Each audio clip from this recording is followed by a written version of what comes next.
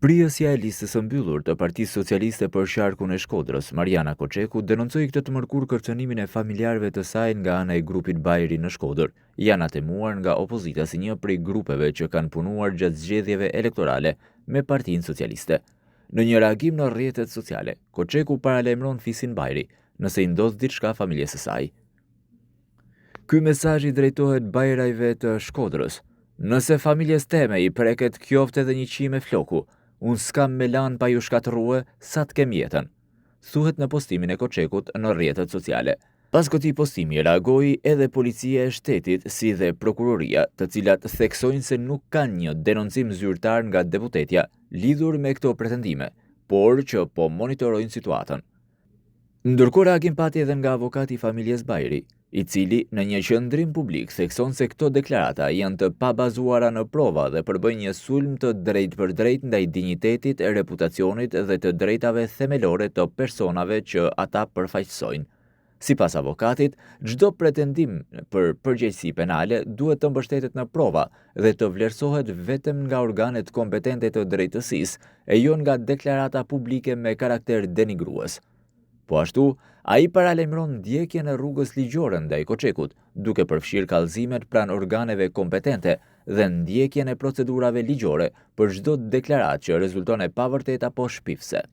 Lidhur me ngjarjen, reagoi dhe deputetja e Partisë Demokratike Albana Vokshi në komisionin e jashtëm, duke dalë në krah të kolegës që dezertoi nga grupi parlamentar i socialistëve.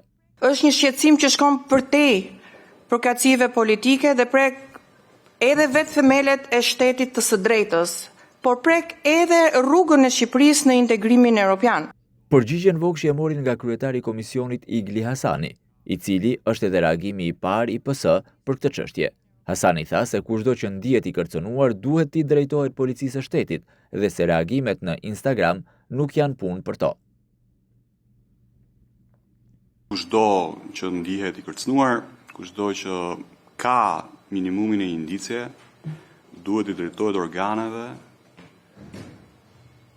duhet i drejtohet policisë shtetit, me njëherë se kush zgjedh Instagramin për të bërë deklarata, kjo nuk është puna ime. E gjithë kjo situatë vjen pas distancimit të Koçekut nga grupi parlamentar i Partisë Socialiste, duke dalë së fundmi si deputete e pavarur. Pas deklaratës së saj për këtë vendim, një numër i lartë i zyrtarëve socialistë kërkuan dorëzimin e mandatit që sipas tyre i takon socialistëve, pasi ajo ishte në listën e mbyllur. E pas këtyre pretendimeve, Koçeku reagoi sërish duke u kthyer përgjigje të gjithë kritikëve brenda Partisë Socialiste. Në një postim në rrjetet sociale, Koçeku thekson se mandatin jo vetëm që nuk do e lërë, por e konsideron si të pashfrytëzuar siç duhej në 10 muaj jetë parlamentare si deputete e PS. Nuk ua kam marrë mandatin e deputetit. Ma keni marrë ju muaj prej 10 muaj e rjesht. Tash mandati ka ardhur në vend vet. E krahas kësaj, Koçeku e përforcon këtë qëndrim teksa e sfidon majorancën me shpërndarjen e parlamentit për t'u drejtuar sërish kutive të votimit, ku paralajmëron kandidim në Tiranë, teksa nuk kursen ironinë.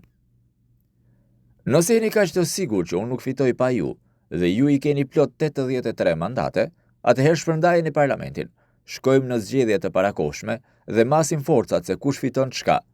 Kësaj radhe do marr me vete kecin tim të shtrenjtë, bashkë me kmesën e mpret dhe do zbres me kandiduan Tiranë. Para se të vi, ndoshta ju marr leje malcorëve të mi me e fol gjuhën standarde.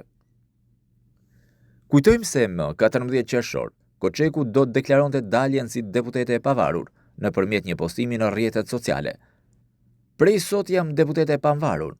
Idealet e vlerat e mia janë ato që i kam pas e i kam shpreh qysh para se me u asociu me një parti.